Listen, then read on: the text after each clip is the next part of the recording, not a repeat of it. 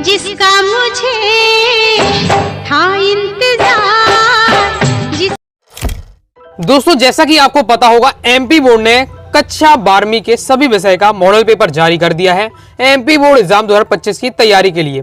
Model paper से क्या है, आपको पूरा पैटर्न पता चल जाता है, साथ ही बहुत सारे क्वेश्चन आपको एज इट इज आपकी मेन बोर्ड एग्जाम में देखने को मिल जाते हैं। वीडियो में दोस्तों मैं आपको कक्षा 12वीं विषय हिंदी का जो मॉडल पेपर आपका जारी हुआ है एमपी बोर्ड का कंप्लीट सॉल्यूशन बताने वाला हूं। क्वेश्चन नंबर 1 से आपके क्वेश्चन नंबर जो लास्ट आपका प्रश्न नंबर 23 में तक रहता है, वहां तक हम पूरा आपको मैं एक का क्वेश्चन का सॉल्यूशन बताने वाला हूं। तो ये सॉल्यूशन लेकिन फिर भी कुछ होने वाला नहीं है, आपको उस चीज को समझना पड़ेगा, क्योंकि आपको पता है एज इट इज क्वेश्चन आपके पूरे के पूरे तो यही आपके बोर्ड एग्जाम में आना नहीं है, नहीं तो मैं आपको क्वेश्चन हटवा देता। आपको यहां से जानकारी निकालनी है कि यहां से आपको समझना है कि यहां से आपको ज्ञात करना है, अंदाजा लगाना है कि बोर्ड एग्जाम में कैसे क्वेश्चन आएंगे, साथ ही बोर्ड एग्जाम में जो क्वेश्चन आएंगे कहां से बन सकते हैं। हिंदी का टॉपिक तो आपको पता है बहुत ज्यादा विस्तार रहता है, तो टॉपिक कहां से बन सकते हैं। ऑब्जेक्ट जो बनते हैं, मैंने आपको कहा 32 नंबर के ऑब्जेक्ट बहुत बड़ी समस्या रहती है। ओके, तो ऑब्जेक्ट में 32 नंबर लाना है, कहां से पढ़ना चाहिए, सभी क्वेश्चन का सॉल्यूशन मैं आपको बताने वाला हूं। ओके, तो सॉल्यूशन तो देखेंगे, साथ ही मैं आपको बताने वाला हूं कि इसका किस तरीके से आपको तैयार करना है, और इसमें जितने राज छुपे हुए मॉडल पेपर में वो इस वीडियो में बताने वाला हूं। तो बहुत ज्यादा ध्यान से देखिएगा, रिलैक्स होकर बैठ जाइए और एक एक क्वेश्चन को मैं आपको बताते और समझाते जाऊंगा। वीडियो को अभी से अंत तक देख लेते हैं। तो दोस्तों फिर आपको क्या अपने से प्रैक्टिस करने की आवश्यकता नहीं होगी, पूरा प्रैक्टिस में आपको वीडियो को देखते ही देखते तैयार करवा दूंगा। चलिए देख लेते हैं। साथ ही दोस्तों मैं जो भी क्वेश्चन के आपको सॉल्यूशन तैयार किए हैं, जैसे आपको बोर्ड एग्जाम में लिखना है, जिस लैंग्वेज में लिखना है, वो पूरा मैं आपको बताने वाला हूं। टाइप करके सॉल्यूशन तैयार किया गया है, काफी मेहनत लगी है, इसलिए अभी से वीडियो को लाइक कर दीजिए। चलिए देख लेते, स्टार्ट कर लेते हैं। तो इस प्रकार से आपका मॉडल पेपर दिया हुआ है, सभी सब्जेक्ट का मैं आपको प्रैक्टिस कराने का प्रयास करूंगा। आपको किस सब्जेक्ट का और मॉडल पेपर का सॉल्यूशन चाहिए कमेंट बॉक्स में जरूर बताइएगा। सबसे पहले सही विकल्प आएंगे, 6 नंबर के रहने वाले हैं। पहला क्वेश्चन है, हरिवंश राय बच्चन की 10 खंडों में प्रकाशित रचना है, तो इसका राइट आंसर हो जाएगा बच्चन ग्रंथावली।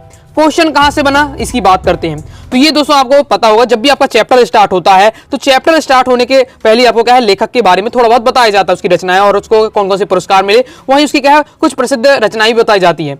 तो हाँ, उसी में बताया जा रहा है कि आपकी जो हरिवंश राय बच्चन जी 10 खंडों की प्रकाशित कौन सी थी, बच्चन ग्रंथावली।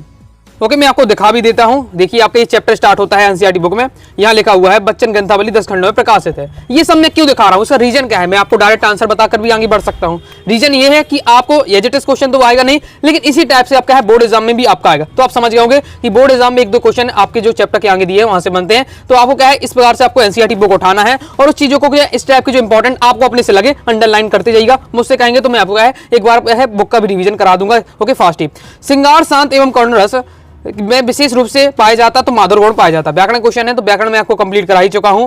ओके, लगभग बहुत सारे टॉपिक बता दिए। हिंदी ग्रामर की प्लेस पे जाकर एक टॉपिक पढ़ लीजिएगा। टॉपिक पढ़ लेते हैं तो वहां से आपके ऑब्जेक्ट बन जाएंगे, क्वेश्चन आंसर ही बन जाएंगे। प्रयाग महिला विद्यापीठ की स्थापना किसने की थी, महादेवी वर्मा ने। देखिए सेम है कि जिस प्रकार से ये क्वेश्चन 20 से बना है, सेम इसी हाथ से ये भी बना है। तो ये भी अगर आप क्या है, जैसे आप भक्तिन वाला चैप्टर पढ़ेंगे तो महादेवी वर्मा का आगे बताया जाता है, उसमें ये बताया जा रहा है। शब्द युग में के प्रकार होते हैं, शब्द युग में कितने प्रकार के होते हैं। ओके, तो इसका 6 होना चाहिए। ओके, आगे देख लेते हैं। जूझ कहानी की विधा है, तो जितनी भी आपकी दी हुई है, ओके, अरे भक्तिन हो गया, जूझ हो गया, बाजार दर्शन वाले चैप्टर, तो किस किस विधा में लिखे गए हैं। ओके, कुछ संस्मरण में, कुछ कहानी में, कुछ निबंध में।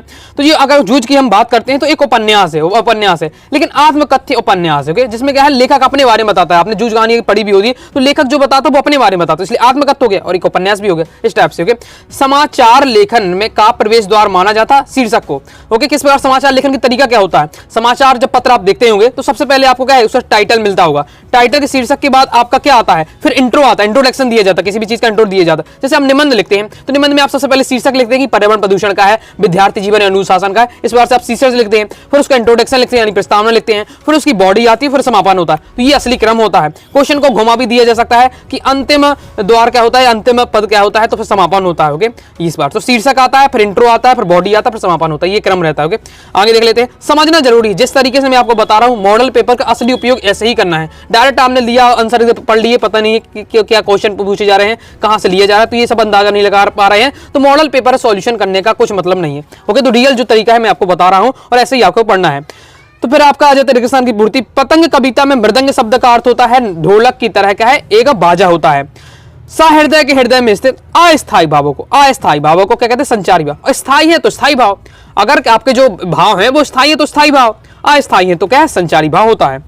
बाजार दर्शन पाठक में किसकी चर्चा की जाती है? ग्राहकों की जाती है कि ग्राहक किस प्रकार से अपना क्या है पैसा बर्बाद कर देते हैं बाजार के जादू में आकर। ओके, इस प्रकार से गुरुत्वाकर्षण एक क्या है? तकनीकी शब्द है। ये मैंने आपको बहुत अभी अर्धवार्षिक परीक्षा में आपका क्वेश्चन आया था इसी प्रकार से। तकनीकी शब्द क्या होते हैं कि ऐसे शब्द जो क्या है किसी भी एक विशेष पर्टिकुलर टॉपिक के लिए बनते हैं, वो आपके क्या है? तकनीकी शब्द। और क्षेत्र विशेष में बोले जाने वाले क्षेत्रीय शब्द, जैसे लोटा लुटिया ये क्षेत्रीय शब्द है, गुरुत्वाकर्षण हो गया, नाभिक हो गया, ये आपका क्या है? तकनीकी शब्द है। ओके, शॉर्ट में समझाते जा रहा हूं क्योंकि आपको क्या है ताकि पढ़ते पढ़ते आपको क्या है क्लियर होती जाए चीजें। बाकी अच्छे से पढ़ना चाहता है हिंदी ग्रामर जरूर पढ़ लीजिएगा एक बार जाकर। यशोधर बाबू का तीसरा बेटा स्कॉलरशिप लेकर क्या चला गया? अमेरिका चला गया। तो चैप्टर अच्छे से आपने पढ़िएगा। बहुत सारे इसमें ऐसे ऑब्जेक्टिव है जब मैंने सॉल्व किया तो आपको गाइड मिलेंगे नहीं, क्योंकि मुझे हर पता है हर कौन गाइड में कैसे कैसे ऑब्जेक्टिव है, कहां से क्वेश्चन बने हुए। ओके, तो इसलिए आपको बहुत सारे गाइड नहीं मिलेंगे। इसलिए जब आप पूरी तैयारी कर लें, ओके, जो आपके जितने मैंने आपको ऑब्जेक्ट बताए हैं और भी आपको अपनी तरफ से पढ़ लेते हैं गाइड वगैरह से, तो अपने से एक बार क्या चैप्टर को लाइन से पढ़िएगा, अंडरलाइन करते जाइएगा। मैं आगे आपको समझाऊं कैसे आपको अंडरलाइन करके पढ़ना है। रेडियो नाटक में रेडियो नाटक क्या होता है? नहीं होता है तो क्या नहीं होता? दृश्य नहीं होता, हम देख नहीं सकते, सुन बस सकते हैं। तो इस प्रकार से ओके, आगे देख लेते हैं। बहुत सारे विद्यार्थी कहेंगे कि सर क्या बकवास कर रहे हैं, डायरेक्ट सॉल्यूशन बताएं। ओके, तो मैं जैसे उसका मॉडल पेपर का जो तरीका रहने वाला है तो मैं आपको वही बता रहा हूं, तो जिस क्रम में बताते जा रहा हूं उसको ध्यान से सुनते जाइएगा। ओके, तो उसी हिसाब से आपको तैयारी करनी है। नेक्स्ट है सत्य को आपको बताना है। कैमरे में बंद अपाहिज कविता में मीडिया का कटाक्ष किया गया, बिल्कुल सही बात है। ओके, तो सत्य हो जाएगा आपका। नेक्स्ट है बिंब सार्वभौमिक होते हैं, ये भी सत्य हो जाएगा। बिंब वाला टॉपिक भी पढ़ा दिया, बिंब विधान वाला टॉपिक हिंदी ग्रामर की प्लेलिस्ट पे जाकर देख लीजिएगा। धर्मवीर भारती ने काले मेघा पानी दे पाठ में वानर सेना का वर्णन किया है, तो ये आपका सत्य हो जाएगा। इंद्र सेना का वर्णन किया है या मेढक मंडली होता है तो इस प्रकार से होता है, तो अपन लिख सकते थे। इंद्र सेना आती है, मेढक मंडली लिखा जाता है, वानर सेना की बात नहीं होती, असत्य हो जाएगा। विज्ञापन की भाषा क्या होनी? सरल होनी चाहिए, बिल्कुल सत्य, कॉमन सेंस की बात है। क्या है? जब भी आपके प्रचार करते हैं किसी भी चीज का तो आसान भाषा में रहेगा, तब जो ग्राहक होते हैं उन्हें समझ में आएगा। आगे देख लेते हैं। अतीत में दबे पांव पाठ के आधार पर अजायब घर में तैनात व्यक्ति का नाम मोहम्मद नवाज था। तो ये दोस्तों आपको क्या होना चाहिए? असत्य होना चाहिए। अब मैं क्यों असत्य लग रहा है मैं इसे थोड़ा आपको समझाता हूं। देखिए, जब मुझे तो याद है ये, जब मैंने देखिए चैप्टर बाय चैप्टर अंडरलाइन करके मैं तैयार हुए, मुझे पूरे चैप्टर का लगभग याद है। तो यहाँ मुझे याद था कि नवाज तो है, लेकिन यहाँ मोहम्मद नवाज है कि अली नवाज, इसमें क्लियर नहीं था, तो मैंने इसे चेक किया। फिर अब मैं पहुंचा अतीत के दबे पांव वाले चैप्टर में। देखिए पढ़ना कैसे पड़ता है, चलिए मैं आपको बताता हूं। इस प्रकार से अंडरलाइन करके पढ़ता जब मैं आपको इतनी अच्छे से बता पा रहा हूं तो इसका रीजन ये है। देखिए इस प्रकार से आपको अंडरलाइन करके पढ़ना है, जो इंपॉर्टेंट चीजें रहती हैं। ये तरीका अपनाइए, एक भी नंबर नहीं कटेगा। 32 में 32 आपके नंबर रहने वाले हैं। हिंदी के पेपर में मेरे भी 98 नंबर थे और 32 में 32 जो ऑब्जेक्ट थे बिल्कुल सही थे। ओके, तो ये देखिए इस प्रकार से आपको पढ़ना है, इस तरीके से आपको पढ़ना रहना। ये तरीका अगर अपनाते हैं तो फिर देखिए अंडरलाइन किया गया है चीजों को। तो यहाँ आप देख सकते हैं, ये आपका आता है कि अजायब घर में तैनात अली नवाज बताता है, अली नवाज है यहाँ। ओके, तो यहाँ क्या नाम दिया हुआ है? अब मोहम्मद नवाज। अब ये नहीं कि एक ही बात है कि अलग है, तो अब ये शब्द तो आपका अली नवाज होता तो सत्य होना चाहिए, इसलिए मोहम्मद नवाज, इसलिए मैंने असत्य किया है। ओके, और क्लियर अपनी तरफ से बताइएगा, मतलब मोहम्मद नवाज अली नवाज एक ही बात हो जाती है कि अलग हो रही है। ओके, निरक्षरों के लिए मुद्रित माध्यम बहुत उपयोगी है, तो असत्य हो जाएगा। ओके, प्रीवियस पेपर में आ भी चुका है ये क्वेश्चन आपका। क्या है? निरक्षर के लिए, निरक्षर यानी जो पढ़ा लिखा, जैसे पढ़ते न बनता हो। अब जैसे पढ़ते न बनता हो तो उसके पेपर में ये कुछ पढ़ पाएगा, कुछ मतलब ही नहीं रहेगा। क्या उसका अर्थ निकालते हुए अर्थ भी नहीं निकाल पाएगा, जब पढ़ते ही नहीं बनेगा ये। तो अब देख ले सही जोड़ी, बात सीधी थी पर है तो कोई दूसरा नहीं से लिया है। ओके, तो ये पहला हो जाएगा आपका। फिर ढोलक की आवाज क्या है? संजीवनी शक्ति का क्या काम करती थी। और राजभाषा क्या होनी चाहिए? तो सरकारी कामकाज की भाषा राजभाषा। और आपका है उर्दू फारसी का छंद है आपका रुबाइयाँ। मोहनजोदड़ो का अर्थ होता है मुर्दों का टीला। भारत का पहला छापा खाना खोला गया गोवा में। रीतिकाल के प्रतिनिधि कवि हैं तो प्रतिनिधि रचना है तो बिहारी सत्य सही हो जाएगी। ओके, तो ये 7 में इस प्रकार से हो जाएगा, कंप्लीट हो जाता है। चलिए आगे देख लेते हैं। फिर आ जाते हैं अपने एक शब्द बाकी में उत्तर देना। सभी क्वेश्चन का सॉल्यूशन बताऊंगा, वीडियो काफी लंबा हो जाएगा, बस ध्यान से सुनते और समझते जाइएगा। आपकी मॉडल पेपर की प्रैक्टिस हो जाएगी, आपको अलग से नहीं पढ़ना पड़ेगा, वीडियो को देखते ही देखते तैयार होते जाएगी। अभी तक लाइक नहीं है, काफी ज्यादा मेहनत लगती है, आप समझ सकते हैं, लाइक जरूर कर दीजिएगा। ओके, जिसमें हमारा पहला क्वेश्चन है, कवि उमाशंकर जोशी के अनुसार बीज किस रूप में अंकुरित होता है? तो यहाँ मेरे अनुसार क्या शब्दों के रूप में अंकुरित होता है, क्योंकि जब बीज किस रूप में अंकुरित होता है तो जब जो उनके विचार होते हैं, पहले विचार क्या है शब्दों में बदलते हैं। कवि के जो पहले विचार आते हैं, फिर विचार वो शब्दों में बदलते हैं, शब्दों से क्या है कविता बनती है, तो कविता क्या है फिर फल कर पेड़ बन जाता है इस टाइप से। तो यहाँ शब्दों के रूप में क्या अंकुरित होती है, तो ये आप इस प्रकार से लिख सकते हैं। ओके, इस और क्लियर करके आप कमेंट बॉक्स में बताइएगा आपके अनुसार क्या होना चाहिए। जहां उपमेय को उपमान से श्रेष्ठ बताया जाए वहां कौन सा अलंकार होता है? व्यतिरेक अलंकार होता है। व्यतिरेक अलंकार इसका राइट आंसर हो जाएगा। आपके एमपी बोर्ड सिलेबस में केवल मात्र 5 अलंकार हैं। 5 अलंकार तैयार कर लीजिएगा। 3 नंबर आपके यहां से फिक्स हो जाएंगे। पेपर में 3 नंबर क्वेश्चन आते हैं। एक ऑब्जेक्ट में आ जाता है और 2 नंबर का क्वेश्चन आ जाता है। सीधे सीधे 3 नंबर का अलंकार आता है। इसी बार 3 नंबर का छंद तक आ जाते हैं। तो वीडियो जाकर देखिए, 5 मिनट में आपके क्या है कंप्लीट। यहाँ से 3 नंबर छंद, 3 नंबर अलंकार कंप्लीट हो जाएगा। ओके, लेखक हजारी प्रसाद द्विवेदी ने कबीर के अतिरिक्त किस कवि को अनासक्त योगी कहा है? तो जब आप क्या है ये सिरस के चैप्टर वाला, सिरस के फूल वाला चैप्टर पढ़ेंगे, ओके, तो यहाँ 2 लोगों की अनासक्ति की बात होती है। एक तो कबीर की बात होती है, एक कालिदास की बात होती है। अभी आप गाइडों में देखेंगे तो कहीं आपको ये क्वेश्चन नहीं मिलने वाला है। नोट्स में मैंने दिया हुआ है, अपने जो कोर्स में नोट्स में दिया है उसमें मैंने क्या बताया था, किसे किसे कबीर ने क्या अनासक्त कहा है। तो आंसर बताया था कबीर और कालिदास को। लेकिन यहाँ पूछ ले कबीर को कहा है और किसे कहा, तो कालिदास को। तो इसका राइट आंसर क्या होना चाहिए? आपका होना चाहिए कालिदास। ओके, मैंने नोट्स में बताया तो किस किस को कहा है, तो 2 लोगों को कहा है, कबीर और कालिदास को। ओके, मैं आपको दिखाता हूँ। सिसर के ये फुल चैप्टर है तो उसमें पहले कबीर की बात बताते हैं। अनासक्त कवि कहते हैं कबीर, कबीर को कहते हैं। ओके, हजारी प्रसाद द्विवेदी जी। फिर यहाँ कालिदास से पूरा आ जाता है। कबीर की बात हो रही है और कालिदास की बात हो रही है। ओके, तो इस प्रकार से है आपका। तो ये आपको तैयार करना है। ये क्यों दिखा रहा हूँ कि आपको अगर 32 में 32 नंबर लाना है तो किसी भी चीज में भरोसे आपको नहीं बैठना पड़ेगा। आपको दोस्तों क्या है, पहले तो आपको जो बेसिक वाले जो ऑब्जेक्टिव मैंने दिए हैं ये आपको और गाइडों मिल जाते, तो उन्हें आपको पढ़ना है, उन्हें तैयार करना है। जब वो तैयार हो जाते हैं तो सीधे किताब में आइए और अंडरलाइन करिए, जैसे मैंने आपको भी दिखाया था चैप्टर किस प्रकार से अंडरलाइन करिए, ऐसे पढ़ना है। तब आप क्या है 32 में 32 स्कोर कर पाएंगे। और आपका ये जो हिंदी में अगर 100 में 100 आपका स्कोर करना चाहते हैं, मतलब 80 में 80 और प्रैक्टिकल साइड तो 100 में 100 करना चाहते हैं, इसी प्रकार से आपको क्या है वस्तुनिष्ठ में आपको क्या है एक एक करके चीजें पढ़नी पड़ेगी। निबंध किसी कसौटी है तो गद्य की कसौटी होती है। फिर इसके बाद शब्दों के सार्थक समूह क्या कहते हैं? वाक्य कहते हैं। नेक्स्ट है यशोधर बाबू सचिवालय में किस पद पर कार्यरत थे? तो एक सेक्शन ऑफिसर के में। ओके, फिर नेक्स्ट है घटना स्थल के इस किसी भी खबर के सीधे प्रसारण को हम क्या कहते हैं? लाइव कहते हैं। ओके, तो ये आपका आंसर रहने वाला है। ओके, मैंने कुछ सॉल्यूशन नहीं लेकिन लिखना चाहते हैं तो इस प्रकार से आप लिख सकते हो। ओके, इसको आप और क्लियर करके बताइए क्या होना चाहिए पहले वाले का आंसर। बाकी इस प्रकार से आपके रहने वाले हैं। आई होप आपको समझ में आ गया होगा। ओके, आगे देख लेते हैं। अब हम देखिए क्वेश्चन को देखेंगे, सॉल्यूशन के साथ बताते जाऊंगा, तो तैयार करना चाहिए वीडियो के साथ देखते देखते साथ तैयार करते जाइएगा। तो 65वां क्वेश्चन है द्विवेदी युगीन काव्य में कि आपको कोई 2 विशेषता बतानी है। विशेषता और प्रवृत्तियां एक ही बात हो गए तो, और साथ ही आप हो गया अथवा में छायावादी काव्य की 2 विशेषताएं देखिए। अथवा के साथ मैं आपको बताने वाला हूँ क्योंकि प्रैक्टिस पेपर है तो अथवा के साथ जितने क्वेश्चन है वो भी हमें पढ़ना है। चलिए सॉल्यूशन में आपको बता देता हूं। पहले आपको क्या है द्विवेदी युग की काव्य की विशेषता बतानी। 5 दिए मैंने आपको, यहाँ तो आपको 2 पढ़ लेना है। ओके, बाकी इनके लास्ट नाम भी आपको पढ़ लेना है कि द्विवेदी युग इन काव्य में कौन कौन से हैं, राइटर हैं, कवि हैं। देखिए द्विवेदी युग जो काव्य है उसमें रहा राष्ट्रता थी, राष्ट्रता उसमें मेन थी, राष्ट्रता की भावना थी। ओके, और सामाजिकता की प्रवृत्ति तीव्र थी और खड़ी बोली थी। ओके, तो माइंड में क्या रखना है कि द्विवेदी युग की अगर बात आती है तो राष्ट्रता की भावना थी, दूसरा थी इसमें क्या खड़ी बोली अपनाया गया था। ओके, इसके बाद आपका क्या है प्रिय प्रवास और साकेत इस युग के प्रमुख महाकाव्य है। और कवि कौन है इस युग के? तो मैथिली शरण गुप्त हो गया। ओके, आपका अयोध्या सिंह उपाध्याय हो, ये आपके दिया हो, तो इस बार से आपको सेट करके रखना माइंड में। छायावादी काव्य की विशेषता है तो आपको मैं अर्धवार्षिक में 83 में ये लगातार पढ़ाते आया हूँ, बहुत ज्यादा इंपॉर्टेंट, तैयार करके रखिएगा माइंड में। 3 पॉइंट आपको तैयार करके रखना है। पेपर में तो आपको 2 ही आपको लिख देंगे, काम हो जाएगा। 3 आपको रखना है और साथ ही कवि और रचनाएं भी आपको तैयार करके रखना है। तो जो कि छायावादी जो काव्य होती है उसमें व्यक्तिवाद की प्रधानता होती है, प्रकृति का प्रेम होता है, प्रेम और होता है आपका प्रेम और सौगंध का चित्रण होता है। व्यक्तिवाद की प्रधानता का मतलब होता है कि जो छायावादी कवि होते थे वो अपने जीवन के जो निजी अनुभव है उनकी बात करता था, साथ ही अपने सुख दुख उनकी बात करता था अपनी रचनाओं में। प्रकृति प्रेम, तो जो छायावादी अधिकतर जो कवि हैं वो प्रकृति के प्रेमी भी थे। और प्रकृति का क्या अन्य मानवीकरण किया है, मानवीकरण मतलब होता है कि प्रकृति में जान डालने का भी काम किया है। साथ ही प्रेम और सौंदर्य मतलब नारी सौंदर्य का भी वर्णन किया। तो ये 3 पॉइंट होते हैं, 3 विशेषताएं। बाकी इसके कौन कौन कवि हैं तो जयशंकर प्रसाद रचना है, कमायनी झन्ना, सुमित्रा नंदन पंत, बीणा पल्लव गुंजन, महादेवी वर्मा, निर्जा निहार रसिम। तो इस प्रकार से तैयार कर लीजिएगा। आगे जैसे हमारा नेक्स्ट 7वां क्वेश्चन आ जाता है कि दिन जल्दी जल्दी ढलता है, कविता में पक्षी तो लौटते को विकल हैं परंतु कभी उत्साह नहीं है, ऐसा क्यों? बिल्कुल सिंपल है। क्या बताया जा रहा है? अगर चैप्टर को समझा होगा तो बहुत आसानी से आप अपने आप उत्तर आपके माइंड में जनरेट हो जाएगा। कि बताया जा रहा है कि जो आपका दिन जल्दी जल्दी ढलता वाली कविता है उसमें पक्षी बहुत ज्यादा आतुर होते हैं। ओके, विकल होते हैं अपने घर लौटने के लिए, लेकिन जो कवि है, कवि जो हरिवंश राय बच्चन जी, उन्हें कोई उत्साह नहीं है अपने घर जाने का, मतलब ज्यादा वो नहीं है, उत्साह नहीं है। क्यों नहीं है?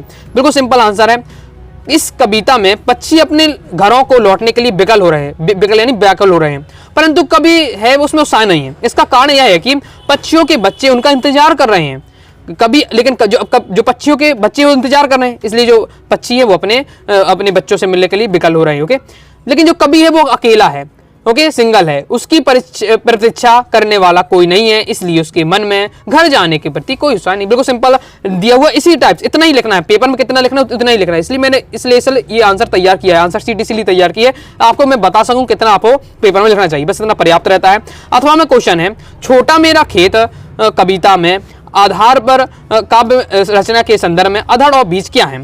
अधड़ और बीज का क्या क्या मतलब है, इंपॉर्टेंट है, बोर्ड एग्जाम 2022 में शायद क्वेश्चन आया है। ओके, तो बोर्ड एग्जाम में भी आ चुका है, तो तैयार करके रखना है। रचना के संदर्भ में अधड़ का अर्थ होता है भावना का आवेग, भावना का आवेग, और बीज का अर्थ होता है विचार व व्यक्ति। तो जब भी क्या है, भावना के आवेग से कवि नहीं मन में विचार का उदय होता है तथा रचना प्रकट होती है। जब भी कवि के मन में क्या है, फीलिंग आती है, आवेग आती है, तब वो क्या है, उसका जो मन में क्या होता है, विचारों का उदय होता है, उसके विचार आते हैं, फिर जब विचार आ जाते हैं तो क्या है, कवि रचना लिखने लगता है। तो यहाँ जो आपका अधड़ का है, अधड़ का मतलब होता है आवेग का, भावना का आवेग, बीज का अर्थ विचारों व्यक्ति। मेन आंसर आपका ये रहने वाला है। ओके, नेक्स्ट हमारा क्वेश्चन क्या है, 8वां क्वेश्चन है, प्रबंध एवं मुक्तक काव्य में दो अंतर, विवाह और अनुवाद में दो अंतर। बहुत ज्यादा इंपॉर्टेंट सब सिलेक्टेड क्वेश्चन दिए हुए हैं आपके इसमें, तो देख लेते हैं। प्रबंध और मुक्तक काव्य में अंतर, ये आपका क्या है, मैं काव्य वाले जो आपका एक अलग वीडियो डाल दी है, इसमें काव्य और काव्य के भेद बड़े पढ़ाए हैं, हिंदी ग्रामर की पढ़ लेते हैं, एक भी क्वेश्चन उससे बाहर नहीं जाने वाला, तो हिंदी ग्रामर टॉपिक पढ़ लीजिए जाकर। ओके, डिटेल से समझाया जिससे आपके ऑब्जेक्टिव बन जाएंगे, क्वेश्चन आंसर भी बन जाएंगे। तो प्रबंध काव्य और मुक्तक काव्य में अंतर बताना है। तो प्रबंध काव्य क्या है, का आकार विस्तृत होता है, जबकि मुक्तक काव्य आकार क्या होता है, सीमित होता है, छोटा होता है। प्रबंध काव्य में कथा क्रम होना अनिवार्य है, जबकि मुक्तक काव्य में कोई कथा क्रम नहीं होता है। नाम ही मुक्तक का मुक्त होता है, मुक्त होता है यानी कोई क्रम नहीं है। ओके, आगे पीछे की जा सके कथा को, लेकिन प्रबंध काव्य में एकदम क्रम से चलता है। जैसे प्रबंध काव्य में रामचरितमानस है, तो उसमें पहले राम जी का क्या है, बचपना दिखाया जाएगा, फिर बड़े हो जाते हैं, फिर क्या है, वन चले जाते हैं, फिर लास्ट में रावण को, फिर लंका कांड होता है, मतलब क्रम रहता है बिल्कुल इस प्रकार से। मुक्तक काव्य में कोई क्रम नहीं रहता है। और प्रबंध काव्य में क्या है, छंदों में पूर्वपर संबंध पाया जाता है, जबकि मुक्तक काव्य में छंदों का पूर्वपर संबंध का अभाव रहता है। प्रबंध काव्य क्या है, सर्गबद्ध होता है, मुक्तक काव्य सर्गबद्ध नहीं होता है। आचार्य रामचंद्र शुक्ल के अनुसार प्रबंध एक क्या है, विस्तृत वनस्थलिति है, वनस्थलिति यानी पूरा जंगल है समझ लीजिए, जबकि जो आचार्य रामचंद्र शुक्ल के अनुसार जो मुक्तक काव्य चुना हुआ गुलदस्ता है, मतलब फूलों का 4-5 फूल चुन लिए जाएं, किसी भी बहुत बड़ा जंगल है, वहां से मैं 4-5 फूल निकाल लेता हूं तो मुक्तक काव्य है, और पूरा का जंगल प्रबंध काव्य हो, इसलिए कहा जाता है प्रबंध का आकार आपका बड़ा होता है, जबकि जो मुक्तक काव्य उसका आकार सीमित होता है। यहाँ 5 मैंने दिए, कोई भी आपको 2 तैयार कर लेना है, समझने की दृष्टि से मैं बता रहा हूँ। विवाह अनुभाव, तो विभाव क्या होता है, स्थायी भाव को जागरण में जो सहयोग करने वाले कारक होते हैं वो विभाव कहलाते हैं। जो स्थायी भाव उसको जगाने में जो काम करता है वो विभाव। और अनुभाव क्या होता है, आश्रय की जो चेष्टाएं होती हैं वो क्या है, अनुभाव कहलाती हैं। ओके, अब विभाव में 3 प्रकार के होते हैं, आश्रय, आलम्बन, उद्दीपन। अनुभाव आपके 2 प्रकार के, कायिका अनुभाव, सात्विक अनुभाव। ये हो जाता है कंप्लीट। नेक्स्ट हमारा अगर प्रश्न क्रमांक 9 में की बात करें, सांग रूपक अलंकार के लक्षण, एक उदाहरण लिखें। अब लेकिन लक्षण लिखें या परिभाषा लिखें, एक ही बात रहने वाली है, आपको तो क्या परिभाषा उदाहरण माइंड में सेट करके रखना है। 5 अलंकार हैं आपके सिलेबस में, 5 अलंकार की परिभाषा उदाहरण रखिएगा माइंड में। ओके, 16 छंद है कि लक्षण और उदाहरण। तो छंद की बात करें, 4 छंद है आपके सिलेबस में एमपी बोर्ड के, तो वो 4 छंद आपसे बनने चाहिए। बता देता हूँ एक बार आपको, सांग रूपक अलंकार। तो जब क्या है, जब किसी पद में उपमान का उपमेय से अंगों सहित आरोप कर दिया जाता है, वहां सांग रूपक अलंकार होता है।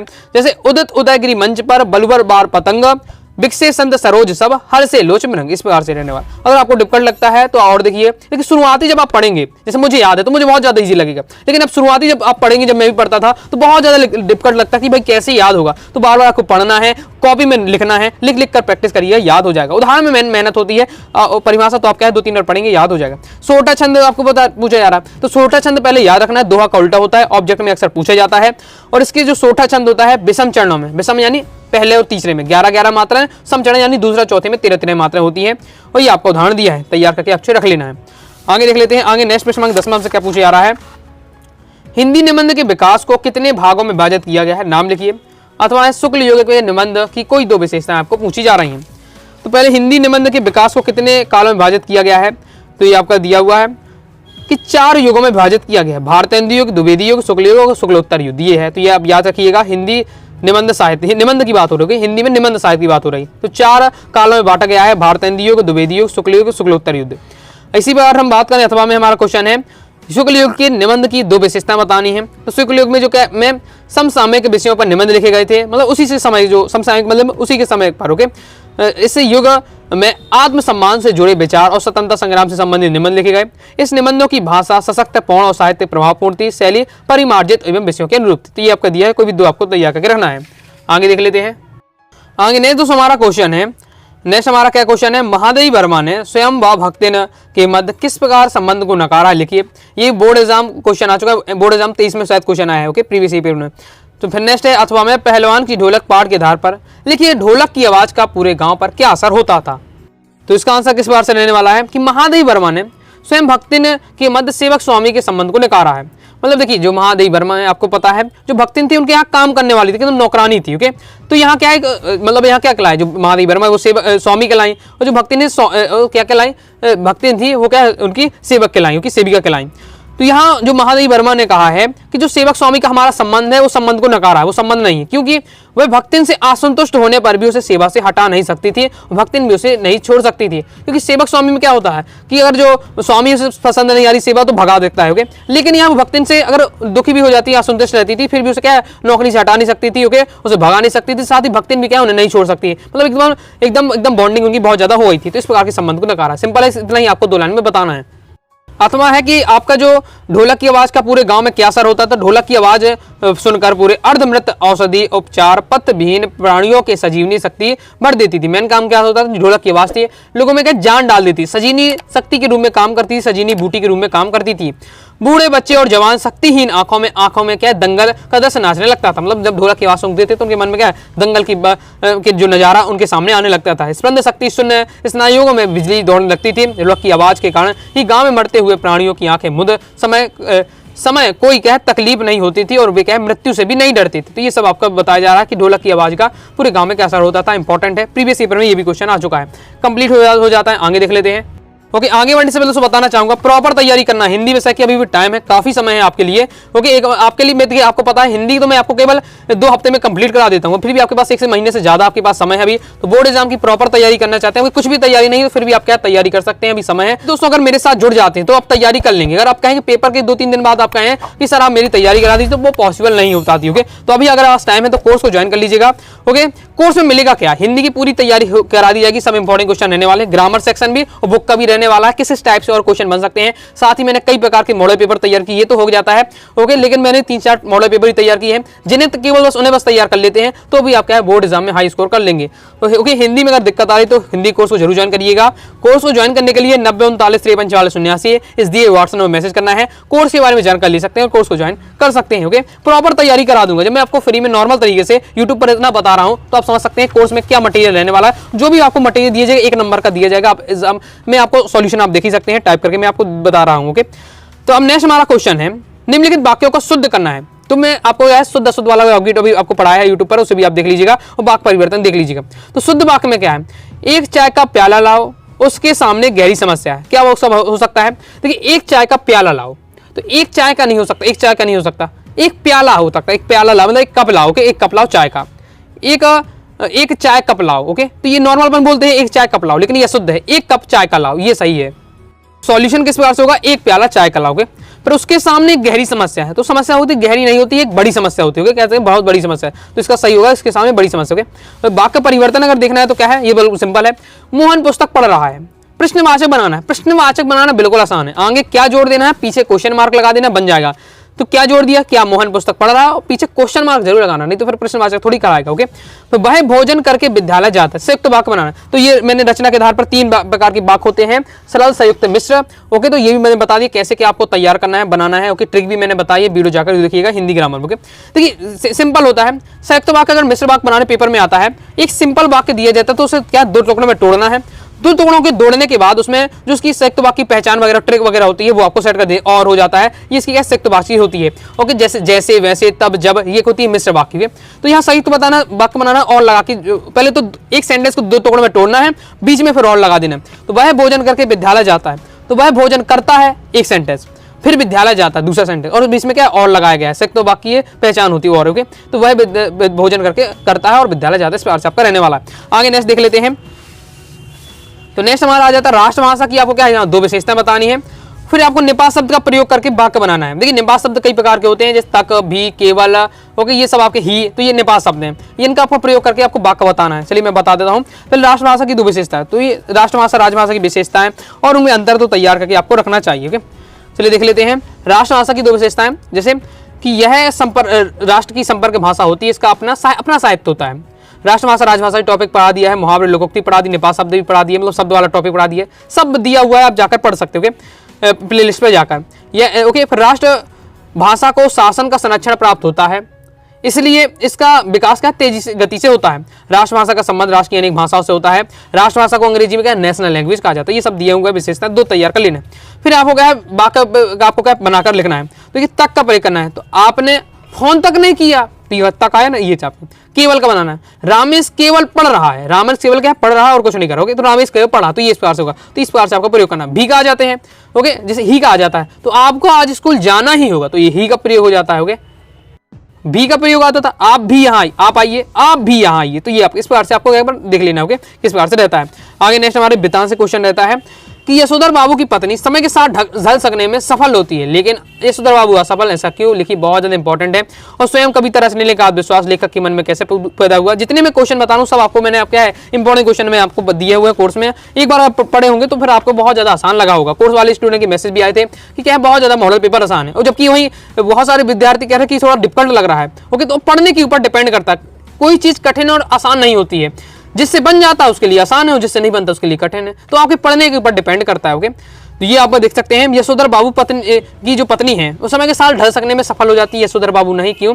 तो ये इस प्रकार से आंसर दिया हुआ है। जो बितान के होते थोड़ा उन्हें क्या समझाना पड़ता है, तो उन्हें अक्सर मैं छोटा करने का प्रयास करता हूँ, लेकिन वो लगभग बड़े हो ही जाते थोड़ा बहुत। ओके, तो थोड़ा बहुत आपको समझाना पड़ेगा, इसलिए वह लॉन्ग हो जाता है। यशोधर बाबू बचपन से ही माता पिता के देहांत हो जाने के बाद जिम्मेदारियों से में सदैव पुराने बोझ के से बढ़ रहे थे।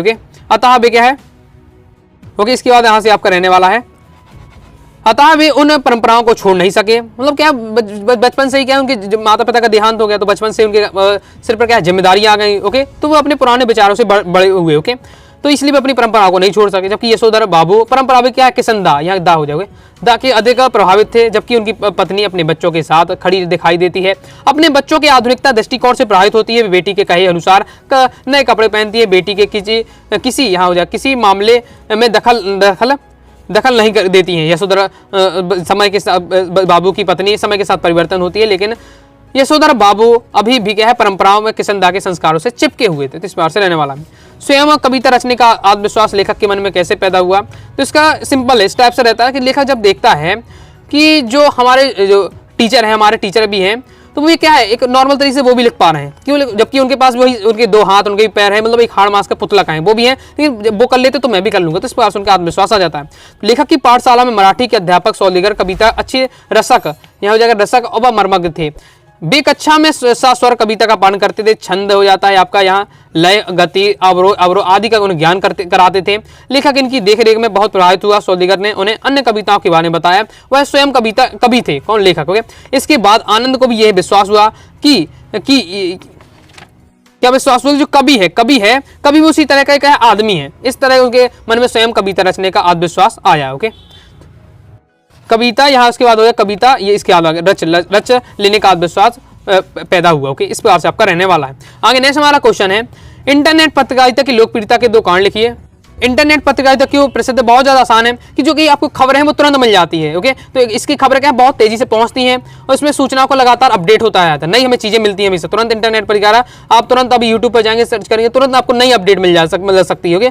जबकि पहले समय में इतना आसानी नहीं था। तो यही इंटरनेट पत्रकारिता ऑनलाइन वाली जो न्यूज मिलती है हमें तुरंत अपडेट मिलती है, ओके मिलता है, साथ ही बहुत तेजी से हमारे पास पहुंचती है। विशेष लेखन क्या होता है? बिल्कुल सिंपल है। अखबारों में आपने देखा हुआ अक्सर आपको क्या है, एक आपको जो दैनिक भास्कर आता है तो उसमें देखिए खेल का अलग रहता है, बिजनेस वाला अलग रहता है, मोटिवेशन वाला अलग रहता है और सिनेमा मनोरंजन वाला अलग रहता है। ओके, तो इस प्रकार से जो सेक्शन वाइज बांटा जाता है इसे क्या है, विशेष लेखन कहा जाता है। तो अखबारों के लिए समाचार के अलावा समाचार तो रहते हैं, साथ ही उसमें खेल का भी रहता है, व्यापार का, सिनेमा, मनोरंजन आदि के विभिन्न क्षेत्रों और विषयों के संबंधित घटनाएं, समस्या आदि संबंधित लेखन क्या है, विशेष लेखन कहलाता है। मतलब समाचार के अलावा जो लेखन किया जाता है, आपने कहा चुटकुले वगैरह भी आते हैं समाचार पत्र में, तो वो क्या मनोरंजन की दृष्टि से दिया है। तो जो अदर चीजें होती हैं, अदर लेखन होता है, वो विशेष लेखन कहलाता है। नेक्स्ट हमारा प्रश्नांक क्या इस बार से आपका दिया हुआ है। अब देखिए यहाँ जो हमारा प्रश्नांक 16वां 17वां है, इनकी मैं आपको बता दूं, पता है 3-3 नंबर का लेखक परिचय कवि परिचय आपके पेपर में रहने वाला है। तो ये मैं आपको पहले ही बता, तुलसीदास का, सूर्यकांत त्रिपाठी ने, जयंत कुमार, धर्मवीर भारती सबको बता दिया। ओके, धर्मवीर भारती का नहीं बता पाएंगे तो उसे भी बता दूंगा। तो ये मैंने आपको बता दिया, इसी वीडियो के पिन कमेंट में लिंक दे दूंगा, तो जाकर वहां से जाकर समझ लीजिएगा, इसलिए मैं यहाँ स्किप कर रहा हूँ। ओके, पहले ही मैं आपको बता चुका हूँ। नेक्स्ट हमारा संयम ही सदाचार विषय का भाव पलवन कीजिए। और फिर है अपने अध्ययन के संबंध में पिता और पुत्र के मध्य जो संवाद को प्रत्येक 3-3 वाक्य में आपको लिखना है। देख लेते हैं, चलिए आगे देख लेते हैं। कमेंट बॉक्स में बताइए आप अभी तक वीडियो बने हुए कि आप क्या है भाग गए हैं छोड़कर, क्योंकि मुझे लगता है कि वीडियो काफी लंबी हो जाने से क्या स्टूडेंट नहीं देखते, लेकिन ऐसा मुझे नहीं लगता है। आप क्योंकि पढ़ने वाले स्टूडेंट है तो अभी भी वीडियो को ध्यान से समझ रहे होंगे। ओके, कमेंट बॉक्स में बताइए कैसे आपको वीडियो लग रही है, समझ में आ रहा कि नहीं आ रहा, कमेंट बॉक्स में जरूर बताइएगा। ओके, तो संयम भी सदाचार है। संयम और अनुशासन लगभग एक ही बात रहने वाली है। ओके, संयम और अनुशासन को ले सकते हैं। संयम में होता है कि अपनी इंद्रियों में कंट्रोल लगना। आपकी इंद्रियां कहती हैं कि भाई यार थोड़ा सा इंस्टाग्राम स्क्रॉल कर लिया जाए, मन हो रहा है, लेकिन आपने अपने आप को कंट्रोल किया कि कंट्रोल क्या है, आपको 1 महीने बाद आपके पेपर होने वाले हैं, अभी 1 महीने पढ़ लेते फिर मोबाइल चलाएंगे। तो अगर इस प्रकार से हम इंद्रियों को कंट्रोल करना है तो वही आपका लगभग अनुशासन में संयम होता है, यही संयम होता है, इंद्रियों को कंट्रोल में करना संयम। तो जिस तरह मैंने आपको समझाया, अगर इतना भी आपको पता है तो बस उसके बारे में आप क्या है 3 से 4 लाइन लिख सकते हैं। तो बस थोड़ा बहुत भी हमें पता है तो 3 से 4 लाइन अपने हिसाब से आप लिख सकते हैं। इस प्रकार से आपका रहने वाला है कि इस प्रकार से आपको लिखना है संयम स्वयं को से प्यार करने का एक उपाय है। ओके, इसमें अपने बारे में सोचा जाता है। अपने से प्यार करने का उपाय क्यों है? क्योंकि इसमें अपने बारे में सोचा जाता है। जो अपने बारे में सोचेंगे तो अपने से प्यार लाएगा। ओके, योगानुसार जिस व्यक्ति में संकल्प और संयम नहीं होता है वह मृत व्यक्ति के समान होता है। मृत व्यक्ति के समान, क्योंकि अगर संयम नहीं होगे तो आप जीवन में क्या गलत काम करने लगेंगे। लोग लगातार इंस्टाग्राम कई घंटों तक चल रहा, पढ़ बिल्कुल नहीं रहे हैं। ओके, और अदर काम भी आपका मन नहीं लगेगा तो और गलत काम करेंगे, जिससे क्या होगा आपका क्या जीवन बर्बाद होगा। जीवन बर्बाद होगा इसलिए क्या है मृत व्यक्ति के समान हो जाएंगे फिर आप। ऐसा व्यक्ति जीवन भर विचार भाव इंद्रियों के गुलाम बनकर रहता है। ओके, संयम और संकल्प के अभाव में व्यक्ति क्या है भीतर से क्रोध भय हिंसा व्याकुल बनी रहती है। ओके, ये सब रहता है अगर आप नियंत्रण नहीं करते हैं अपनी इंद्रियों को, जिसके कारण उसकी जीवन शैली में क्या अनियमितता और अबेचैनी हो जाती है। बिना संकल्पित हुए बगैर योग आरंभ करना उचित नहीं है, क्योंकि इसके बिना अभ्यास फलदायक नहीं हो सकते।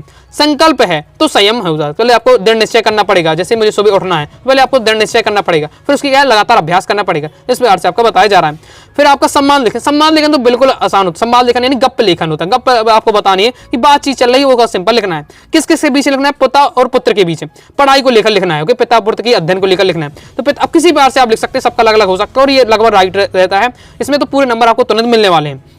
पिता, अरे बेटा आज तुम्हारा स्कूल में दिन कैसा रहा? पुत्र, बढ़िया रहा पिताजी, हमने विज्ञान की कक्षा में क्या प्रयोगशाला सीखा है। आप लिख सकते हैं हमने क्या है, अब हिंदी का है लिख रहे तो लिख सकते हैं आज मैंने क्या है हिंदी की कक्षा में छंद सीखे, अलंकार सीखे। इस बार से कुछ भी आप अपने हिसाब से लिख सकते हैं। 3 लाइन आपको पिताजी के बारे में, 3 लाइन पुत्र के कहने के लिखनी है। इस बार 6 लाइन आपको लगभग लिखनी पड़ती है, वही देखो बताया भी जा रहा है।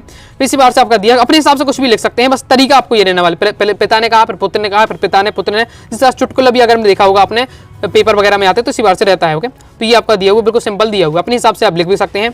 इसमें कोई बिल्कुल फिक्स नहीं रहता कि जो बताया वही लिखना है। ओके, तो यहाँ से आपका कंप्लीट हो जाता है। अब इसके बाद हमारा क्या आपटित काव्यांश आता है, गद्यांश रहता है। पेपर में अगर अक्सर आपको क्या है अगर आप काव्यांश अधिकतम विद्यार्थियों नहीं समझ में आता है क्योंकि कविता रहती है, तो गद्यांश तो आप कर ही सकते हैं। चलिए मैं अब दोनों समझा देता हूँ।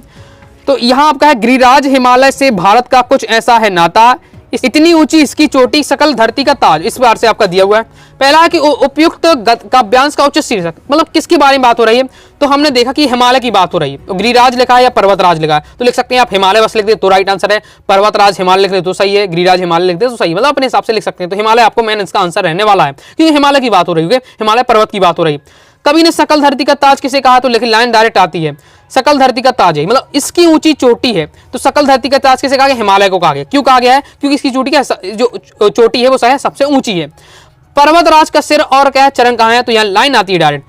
पर यहाँ पर लाइन कहा जाती है अंबर में सिर और पाताल में चरण, यानी अंबर यानी आकाश। तो पर्वतराज का जो सिर है वो अंबर में यानी आकाश में है, पाताल में के चरण है। ओके, इस प्रकार से आप लिख देना है तो कंप्लीट हो जाता है। आंसर देखना चाहते हैं मैं दिखा देता हूँ किस प्रकार से रहने वाला है। तो ये आपका यहाँ देख लेते हैं। आंसर पेपर में आपको इस प्रकार से लिखना है, बिल्कुल सिंपल एक लाइन में आपको बता देना है। नेक्स्ट हमारा जो काव्यांश आता है जीवन और जगत। ओके, जरूर नहीं जो मैंने बताया, थोड़ा बहुत आप क्या शीर्षक भी बदल सकते हैं, उसे इसमें फिक्स नहीं रहता है।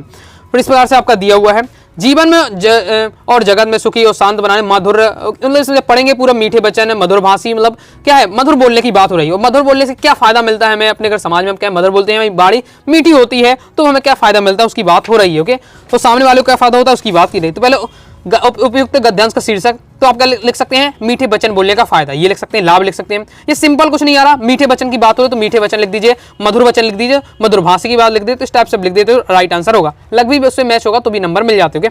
मधुर बोलने से क्या लाभ होता है, तो ये सीधा आपका दिया हुआ मधुर वाणी से मनुष्य में नम्रता, शिष्टाचार, सहृदयता आदि के गुणों का उदय होता है। इसमें जीवन प्रकाशपूर्ण शांत बन जाता है, क्रोध उसके पास नहीं आता। मधुर वाणी ये क्या है, अनमोल वचन है, इस बार से लिख सकते हैं। मधुर वचन सुनने से क्या क्या प्रतिक्रिया होती है, तो सुनने वाले को क्या होता है। तो देखिए जिस प्रकार से वक्ता को बोलने में भी अच्छा लगता है, इस प्रकार सुनने वाले को भी क्या है, आनंद की अनुभूति होती है। तो इस प्रकार से आप आंसर इसका लिख सकते हैं। ओके, तो ये आपका इस प्रकार से आंसर रहने वाला है, सिंपल है। आगे देख लेते हैं, आगे देख लेते हैं दोस्तों। अगर ये आप जो सॉल्यूशन पीडीएफ है, अगर सॉल्यूशन पीडीएफ चैनल प्राप्त करना चाहते हैं A to Z, okay, A to Z, ये तो मैंने आपके बहुत सारे इसमें आपको स्किप कर दिए हैं, जैसे क्वेश्चन आपका कभी परिचय लेखक परिचय हटा दिया है, बाकी फिर भी आपको क्या है, पूरा A to Z सॉल्यूशन चाहिए, पीडीएफ मटेरियल चाहिए, पीडीएफ चाहिए। ओके, पूरा इस टाइप से, जिससे आप क्या अच्छे से पढ़ सके, प्रैक्टिस कर सके। आप अपनी तरह से प्रैक्टिस करना चाहते हैं तो ले सकते हैं, उसमें कोई दिक्कत नहीं है। ओके, अगर पीडीएफ प्राप्त करना चाहते हैं संपूर्ण सॉल्यूशन की, तो आप क्या है 90 39 53 40 79 दिए व्हाट्सएप में मैसेज करके पीडीएफ ले सकते हैं। फीस 29 रहने वाली है, क्योंकि जिससे क्या है, जो टाइप वाइप किया हुआ, मेहनत की है, ओके, आपको पता होगा इतना आसानी से नहीं होता। अगर आप एक पेज भी टाइप कराएंगे तो आपको पता चल जाएगा कि क्या इसमें कॉस्ट रहती है, तो मेहनत काफी ज्यादा लग जाती है। ओके, तो इससे मुझे फायदा हो चाहे ना हो, लेकिन क्या है, जो लिखने में होता है, आपको जो आगे मटेरियल मिल जाए उसमें हेल्प हो जाती है। तो 29 रुपए इसमें आपको पे करके आप क्या है पूरी पीडीएफ ले सकते हैं और प्रैक्टिस कर सकते हैं। बाकी मैं सॉल्यूशन तो आपको समझाते ही जा रहा हूं, पीडीएफ के लिए मैंने आपको बताया। होगा, अब देख लेते हैं संदर्भ प्रसंग व्याख्या। ये आपका आता है एक आपका काव्यांश एक गद्यांश की। पहले देख लेते हैं, बहुत काली सिल जरा से लाल केसर से धुल गई स्लेट पर खड़ी है, मतलब ऊषा वाले चैप्टर से लिया है, नीले जल से। तो ऊषा देख लेते हैं किस प्रकार से लिखना है, इसको मैंने तैयार किया है। तो सॉल्यूशन इस प्रकार से रहने वाला, संदर्भ क्या लिखना है, प्रस्तुत काव्यांश हमारी पाठ पुस्तक आरो ऊषा से अवसरित है, इसके रचयिता शमशेर बहादुर सिंह। जैसे मैं बता रहा हूं वैसे ही बोर्ड एग्जाम में लिखना है, कुछ अलग आपका स्पेशल नहीं रहने वाला। ओके, आगे देख ले प्रसंग। प्रसंग में क्या है, प्रस्तुत पद्यांश में कवि शमशेर बहादुर ने ऊषा काल में आकाश में होने वाले परिवर्तनों का मनोहारी चित्रण किया है। ओके, इस प्रकार से आप लिख सकते हैं। अब रही व्याख्या रहना, अब पढ़ के आपको समझ लेना है, मेरा सॉल्यूशन आपको दे रहा हूं तो समझ सकते हैं। बाकी मैंने ये चैप्टर भी आपको समझाए हैं, सभी आप देख सकते हैं यूट्यूब पर जाकर भी, ये सब दिया। थोड़ा आप शॉर्ट भी कर सकते हो, कुछ लाइनें हटा सकते हो। पेपर में आपको 3 ही 4 लिखना, मैं थोड़ा आपको ज्यादा दे दिया है, लेकिन आप क्या स्किप कर सकते हैं कुछ लाइनों को, मैंने समझाने की दृष्टि से दिया है ताकि आप पढ़ें तो समझ में। साथ ही काव्य सौंदर्य जरूर लिखना चाहिए, इसका भी आपको नंबर रहता है, आधा नंबर तो लिखना चाहिए। काव्य सौंदर्य मतलब उसमें कौन कौन सी भाषा का प्रयोग किया है, कौन से अलंकारों का प्रयोग किया है, बिंबों का प्रयोग किया गया है, ओके, अलंकारों का कौन सा है, छंदों का प्रयोग किया है, ये सब आपको बताना पड़ता है। तो ये आपका दिया हुआ है। अथवा में हमारा आंगन में चांद का टुकड़े को खड़ी, ये आपका भी अभी आप आदिवासी परीक्षा में पूछा गया था। ओके, एक सेट में आया था। तो ये आपका दिया संदर्भ प्रसंग इस बार से रहने वाला है, फिर व्याख्या और ये काव्य सौंदर्य। जैसे आपको पेपर लिखना है सेम यही रहने वाला है, बस इसको आपको अपने तरीके से अच्छी अंडरलाइन करके संदर्भ प्रसंग व्याख्या और ये आपका रहने वाला है। बिल्कुल सिंपल आपको लिखना है। देखिए इसमें परफेक्ट लगभग आपकी व्याख्या से 3 ही 4 लाइन की लिखनी है, जितनी मैंने आपको बताई है। परफेक्ट सॉल्यूशन है, यही आपका रहने वाला है। फिर हमारा जैसे आपका आता है गद्यांश की व्याख्या, संदर्भ प्रसंग व्याख्या, इसको देख लेते हैं। तो छोटे कद और दुबले शरीर वाली भक्तिन, भक्तिन आ जाता है, मतलब भक्तिन वाली चैप्टर से लिया गया है, महादेवी वर्मा द्वारा रचित है, आपका संस्मरणात्मक लेखा चित्र है। ओके, और प्रसंग इस प्रकार से दिया हुआ है, तो देख सकते हैं व्याख्या ये आपकी रहने वाली है। स्क्रीनशॉट आप ले सकते हैं। ओके, अब समझाने का कुछ मतलब नहीं है, आप पढ़ेंगे तो आपको समझ में आ जाएगा अगर आपने चैप्टर पढ़ा है। फिर इसमें देखिए यहाँ काव्य सौंदर्य लिखना पड़ता है या विशेष लिखने पड़ता है। विशेष में भी बताना पड़ता है कि किस टॉपिक की बात हो रही, कौन सी भाषा है, ओके, और किस प्रकार के मुहावरे अलंकार लोकोक्ति का प्रयोग किया गया है। इसके आगे दोस्तों आपका इस प्रकार से सॉल्यूशन रहने वाला, ये आपकी 2 और दी है विशेष। फिर अथवा में हमारा यह है, अगर 30-40 मन गेहूं उगाना है तो किसान 5-6 शेर, ये इस टाइप से लिया गया है। तो यहाँ अगर आप पढ़ते हैं आपको तो पता चल जाएगा कि पानी की बात हो रही है। ओके, तो काले मेघा पानी दे वाले से आपका लिया गया है, तो ये आपका रहने वाला है। धर्मवीर भारती इसके राइटर है, ये सेम इसी बार से आपको लिखना है। ओके, ये दिया, कुछ लाइन आप थोड़ा कर सकते हैं, जैसे इसमें देख रहे हैं तो आपको काफी लॉन्ग थोड़ा दिया हुआ। ओके, तो पढ़ने और समझने की दृष्टि से आपको अच्छे से तैयार करके रखना है। फिर आप क्या है 3 से 4 लाइन में आपको व्याख्या लिखनी पेपर में, विशेष इस प्रकार से रहने वाला है। फिर हमारा आ जाता क्या, हमारे आ जाते हैं फिर आपके पत्र लेखन देख लेते। सड़कों की दुर्दशा में खेद व्यक्त करने के लिए नगर पालिका अध्यक्ष को लिखना है। किस प्रकार से रहेगा, सेवा में अध्यक्ष नगर पालिका, फिर आपको डाल देना जो भी आप जिले के वो आप लिख सकते हैं इस प्रकार से। फिर विषय क्या है, सड़कों की दुर्दशा के संबंध में हम बात करने वाले हैं। फिर अपने हिसाब से यहाँ लाइन चेंज कर सकते, जरूरी नहीं जो मैंने बताया ये लिखना है, अपने हिसाब से कुछ भी आप यहाँ लिख सकते हैं। ओके, किस प्रकार से आपको समस्या बतानी है, किस प्रकार से कि सड़कों में जो गड्ढे हैं, ओके, सड़कों की दुर्दशा है, उसमें उसकी बात आपको बतानी है। तो एक सचेत नागरिक होने के नाते मैं आपका ध्यान सड़कों की दुर्दशा की ओर करना चाहता हूँ। आज पूरे गांव में एक भी मुख्य सड़क ऐसी नहीं है जिसमें क्या गड्ढों और गंदगी से अंबार ना हो। सड़कों की आपकी दुर्दशा है, गंदगी की बात करनी है, वहाँ गड्ढों की बात करनी, गंदगी की बात करनी सड़कों पर। बस अड्डे के शहर की ओर जाने वाले मार्ग में चलते हुए प्राय ट्रैफिक जाम हो जाता है। उसका कारण रहता है कि सड़कों टूटी रहती है। ओके, साथ ही क्या बीच में पशुए बैठ जाते हैं। और नगर पालिका आए दिन क्या है तोड़ ताड़ भी करती रहती सड़कों में। अब तोड़ ताड़ क्या है, कहीं से लाइन डालनी है या पानी की पाइप डालनी है तो उसमें सड़क को तोड़ तो देते हैं लेकिन बनाते नहीं है। तो इस प्रकार से बात बताई जा रही है। ऐसा लगता है व्यवस्था नाम की कोई चीज ही सड़क नगर की सड़कों पर नहीं है।